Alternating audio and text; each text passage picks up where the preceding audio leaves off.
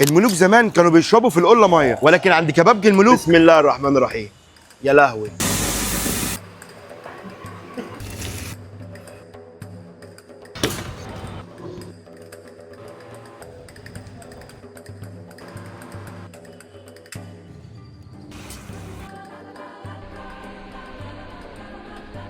فراخ الشوايه عند كبابجي الملوك، الله اكبر، بسم الله الرحمن الرحيم. التفاصيل عندي كبابجي الملوك طالعه متنسله، حبه خلطه على حته الفرخه العظيمه.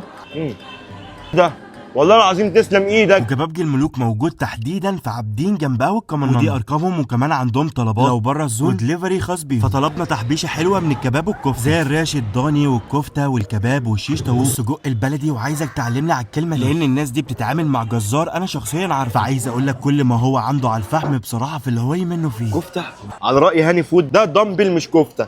وده غير بقى ورقه الكبده وورقه اللحمه وورقه السجق. عايز اقول لكم كفايه بس التوابل اللي هم عاملينها مع بجد نفسهم في الاكل، بجد الورق كان روعه. فاعمل فولو وجمد لي قلبك، لان يعني جميع الطواجن، من طواجن بقى الورق عنب بالكوارع وخضار مشكل بسله وباميه ومكرونه بشاميل وطاجن لحمه بالبصل وطاجن مكرونه على الجريل باللحمه. هنا ما شاء الله في كبابجي الملوك كل اللي انت شايفه قدامك دوت نفس ام مصريه في مطبخ مصري اصيل.